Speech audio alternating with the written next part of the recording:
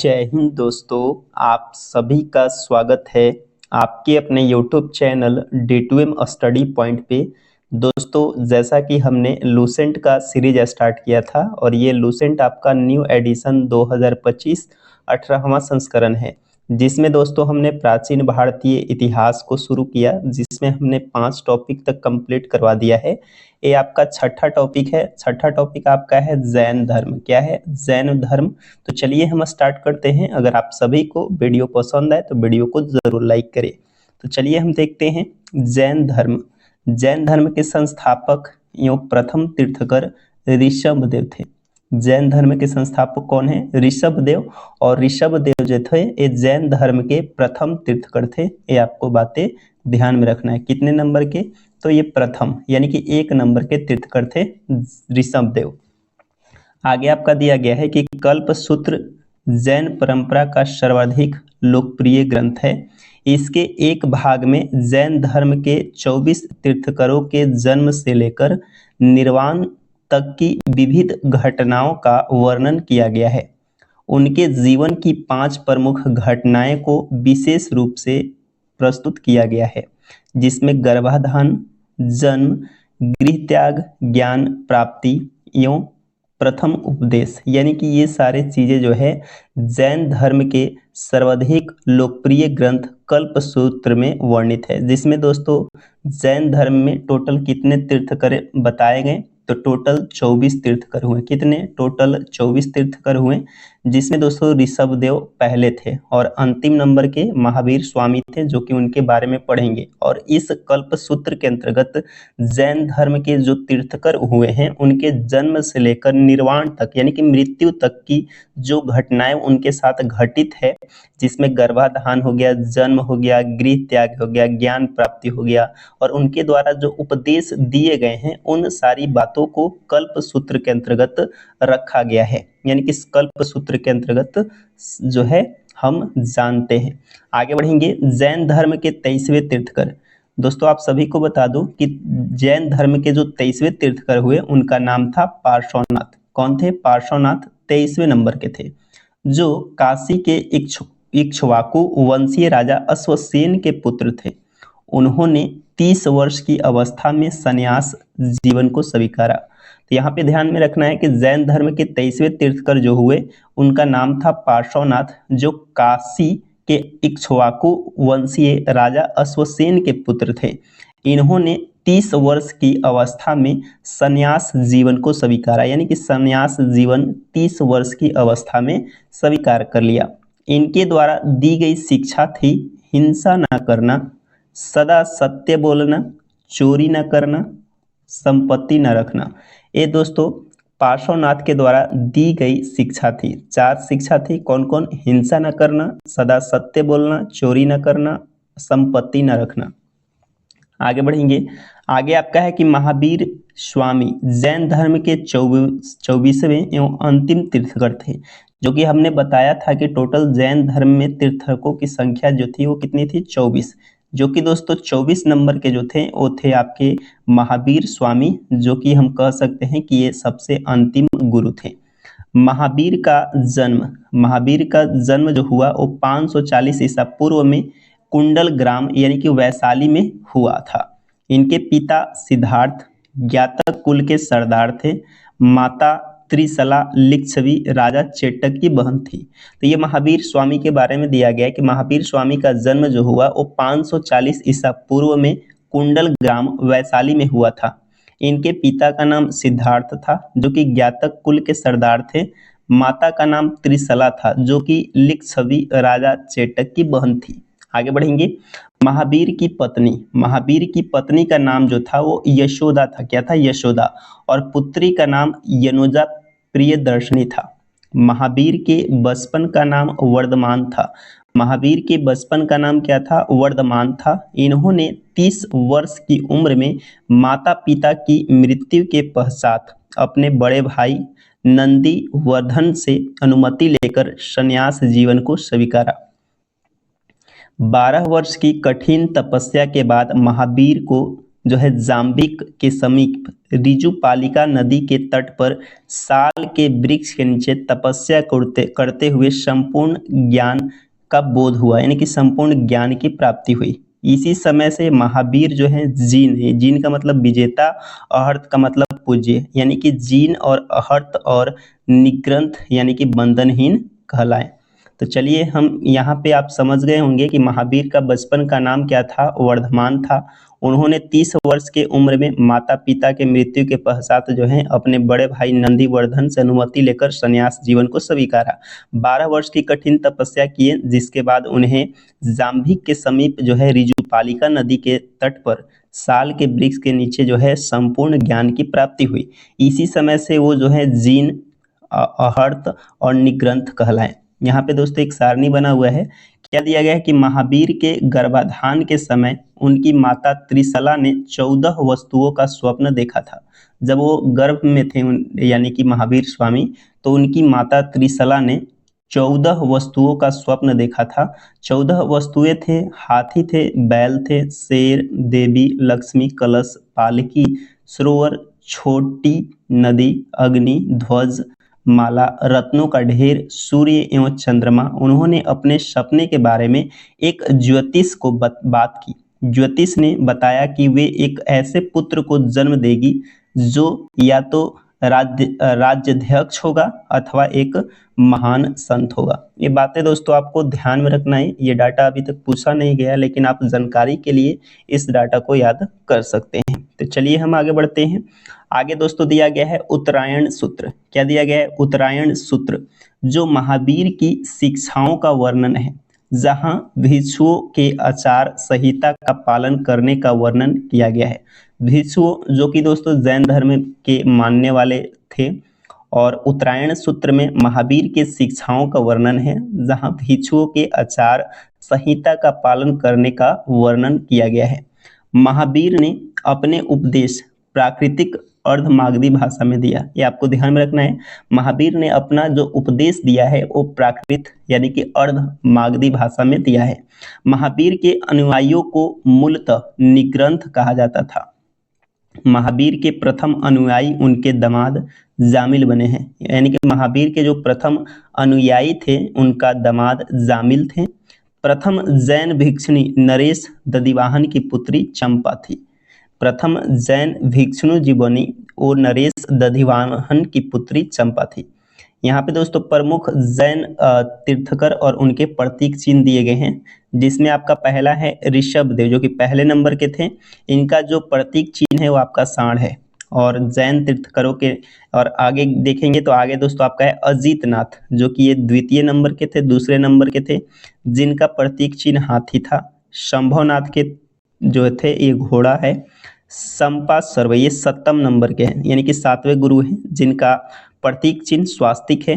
फिर आगे है शांति, जो कि 16वां नंबर के हैं, इनका प्रतीक चिन्ह हिरण है। अरनाथ ये 18वें नंबर के हैं, इनका चिन्ह मीन है। नामी ये दोस्तों 21वें नंबर के हैं और इनका जो प्रतीक चिन्ह है नीलकमल। इसके बाद 22वें हैं अरिष्टनेमी, इनका है शंख। पार्श्वनाथ जो कि 23वें हैं, इनका है सर्प। और महावीर का है 24वें, जिसका है सिंह। तो इसमें आपको ऊपर का 3-4 याद कर लेना है और नीचे से 2-3 याद कर लेना है। जैसे महावीर स्वामी का, पार्श्वनाथ का, अरिष्टनेमी का याद कर लेना है। ऊपर से ऋषभ देव, अजितनाथ, शंभवनाथ को याद कर सकते हैं। आगे बढ़ेंगे और दोस्तों हम नोट को पढ़ेंगे। नोट में दिया गया है कि जैन तीर्थकरों ऋषभ देव एवं अरिष्टनेमी के नामों का उल्लेख ऋग्वेद में मिलता है। अरिष्टनेमी को भगवान कृष्ण का निकट संबंधी माना है, यानी कि अरिष्टनेमी को भगवान कृष्ण के निकट संबंधी माना गया है। और दोस्तों अरिष्टनेमी जो थे कैवे नंबर के थे, तो 22वें नंबर के थे और इनका प्रतीक चिन्ह जो था वो शंख था। क्या था? शंख। आगे बढ़ेंगे। आगे दिया गया है कि महावीर ने अपने शिष्यों को 11 गंधर्वों में विभाजित किया था। कितने? 11 गंधर्वों में विभाजित किया। आर्य सुधर्मा अकेला ऐसा गंधर्व था जो महावीर के मृत्यु के बाद भी जीवित रहा, जो जैन धर्म के प्रथम थेरा या मुख्य उपदेश हुआ। स्वामी महावीर के भिक्षु संघ की प्रधान चंदना थी। कौन थी? चंदना। आगे है लगभग 300 ईसा पूर्व में मगध में 12 वर्षों का भीषण अकाल पड़ा, जिसके कारण भद्रबाहु अपने शिष्य सहित कर्नाटक चले गए। ये आपको ध्यान में रखना है। जो कि 12 वर्ष का जब अकाल पड़ा तो जो भिक्षु जो भद्रबाहु थे ये अपने शिष्यों को लेकर जो है कर्नाटक चले गए। कहाँ चले गए? कर्नाटक। किंतु कुछ अनुयायी स्थूलभद्र के साथ मगध में ही रुक गए।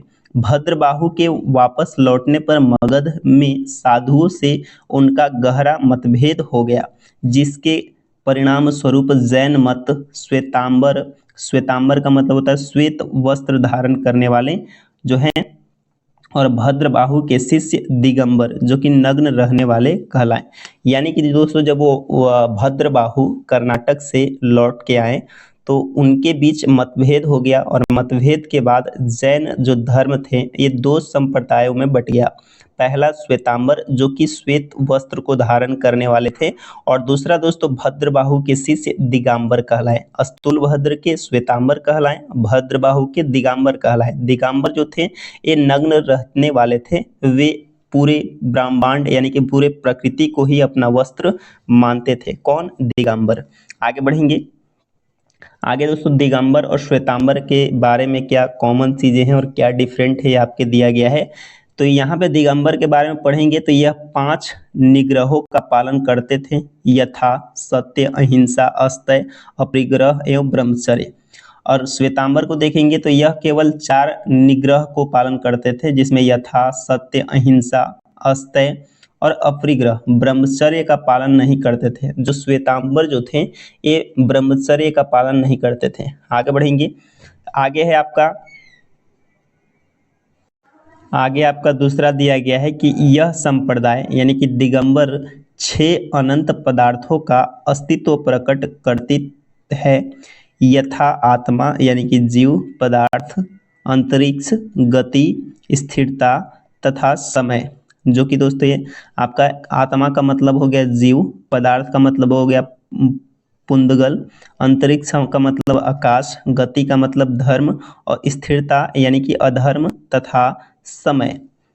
इसके बाद दोस्तों हम देखेंगे श्वेतांबर, तो यह समय काल को छोड़कर 5 अनंत पदार्थों का अस्तित्व स्वीकार करता है, यथा आत्मा, पदार्थ, अंतरिक्ष, गति एवं स्थिरता। आगे है दिगंबर में, इसमें महिलाओं तीर्थकर नहीं हो सकती थी। दिगंबर में जो थे महिलाएं तीर्थकर नहीं हो सकती थी, लेकिन श्वेतांबर में महिलाएं भी तीर्थकर हो सकती थी। आगे है दिगंबर में यह मानते हैं कि महावीर ने विवाह नहीं किया था, लेकिन जो श्वेतांबर थे वे जानते हैं कि महावीर ने विवाह किया था और उन्हें संतान भी थे।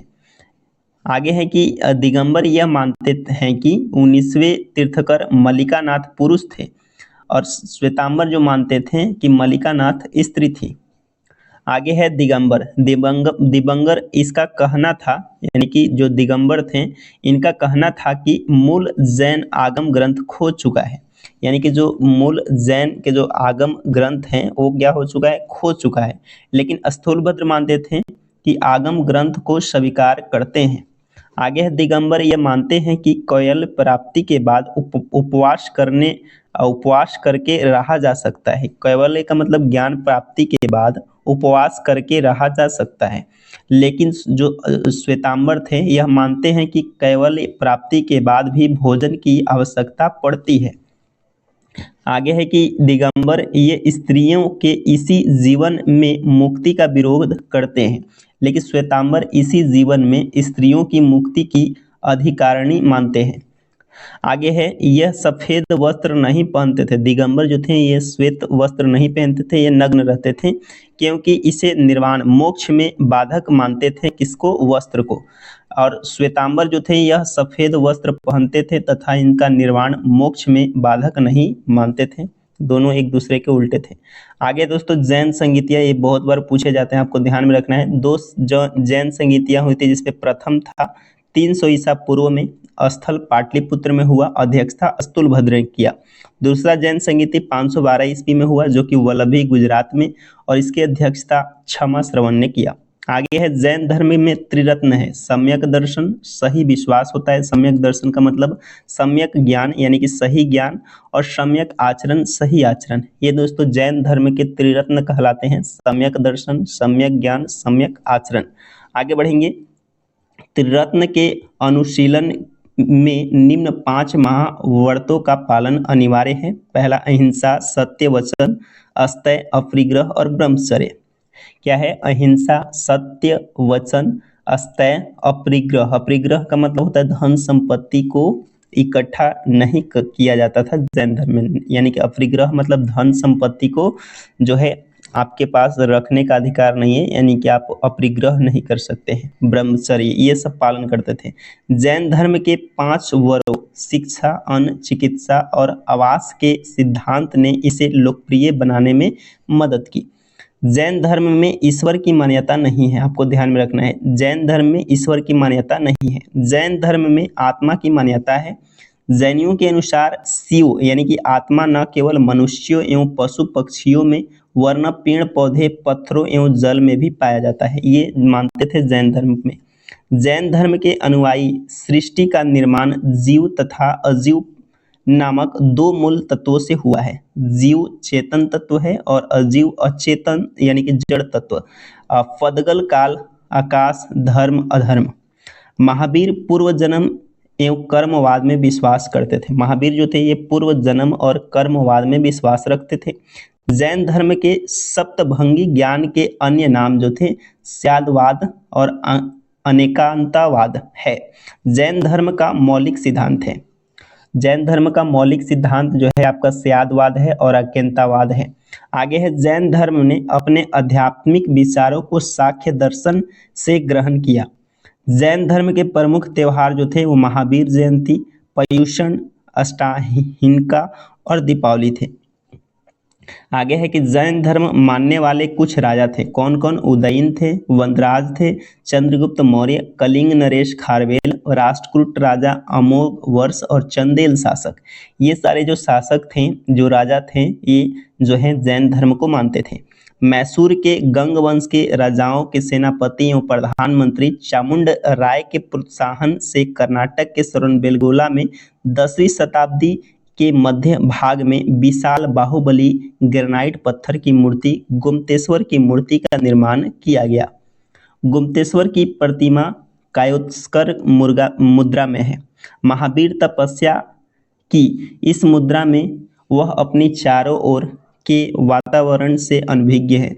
उनके पैरों में सांप लपटे हुए तथा चोटियों ने मिट्टी के धरौंदे बना दिए हैं। यह मूर्ति 18 मीटर या 57 फीट ऊंची है एवं एक चट्टान को काटकर बनाई गई है। यह विशाल में एक पत्थर से बनी बिना किसी सहारे की जो है सबसे लंबी मूर्ति है, यानी कि एक ही पत्थर को काटकर बनाया गया है, ये मूर्ति का खासियत है। आगे बढ़ेंगे, राजस्थान के माउंट आबू पर स्थित जैन मंदिर बीमल शाह के द्वारा बनाया गया। राजस्थान के माउंट आबू पर स्थित जैन मंदिर बीमल शाह के द्वारा बनाया गया। कठिवाड़ा यानी कि गुजरात में पालीताना के निकट शत्रुंजय की पहाड़ी में एक विशाल जैन तीर्थ स्थल है, जहां एक साथ जुड़े हुए जो है 20 मंदिर दर्शनीय है। खजुराहो में जैन मंदिर का निर्माण चंदेल शासकों के द्वारा किया गया। खजुराहो में जैन मंदिरों का निर्माण चंदेल शासकों के द्वारा किया गया। आगे बढ़ेंगे कि आधुनिक तमिलनाडु के पुडुकोट्टम जिले में स्थित जो है सिथ नयावासल या सीतन वासल गुफाएं जैन धर्म से संबंधित है। आगे है, मौर्योत्तर युग में मथुरा जैन धर्म का प्रसिद्ध केंद्र था। मथुरा कला का संबंध जैन धर्म से है। जैन तीर्थंकरों की जीवन भद्रबाहु द्वारा रचित कल्पसूत्र से है। 72 वर्ष की आयु में महावीर की मृत्यु यानी कि निर्वाण 468 ईसा पूर्व में बिहार राज्य के पावापुरी राजगीर में हुआ। मल्लिकार्जुन तीर्थपाल के राज प्रसाद में महावीर स्वामी का निर्माण प्राप्त हुआ था। जीवक चिंतामणि जैन संत तिरुत्कोतेवर द्वारा लिखित संगम साहित्य का एक जैन महाकाव्य है, जिसका नाम क्या है? जीवक चिंतामणि। यह राजकुमार जीवक के बारे में और इसे मननुल विवाह की पुस्तक के रूप में जाना जाता है। आगे बढ़ेंगे, 6ठी से 9वीं शताब्दी के बीच बड़ौदरा के पास अकोटा यानी कि गुजरात के पश्चिमी भारतीय क्षेत्र में कांस्य की अधिकांश मूर्तियां महावीर के पार्श्वनाथ या आदिनाथ जैसे तीर्थंकरों की बनाई जाती थी। इसमें तीर्थंकर को एक सिंहासन पर विराजमान दिखाया गया है और उनमें से यह तीर्थंकर अकेले या 3 से 24 तीर्थंकरों के समूह में प्रस्तुत किए गए। इसके अलावे कुछ प्रमुख तीर्थंकरों की शासन देवियों या यक्षिणियों की नारी प्रतिमाएं भी बनाई जाने लगी। चक्रवर्तीय आदिनाथ की शासन देवी अंबिका नेमिनाथ की शासन देवी हैं। तो दोस्तों ये आपके जैन धर्म थे। जैन धर्म आपको यहाँ पे आपके टॉपिक 6 जो था वो पूरी तरीके से कंप्लीट हो गया। अगले वीडियो में दोस्तों हम टॉपिक नंबर 7 को डिस्कस करेंगे। तब तक के लिए धन्यवाद।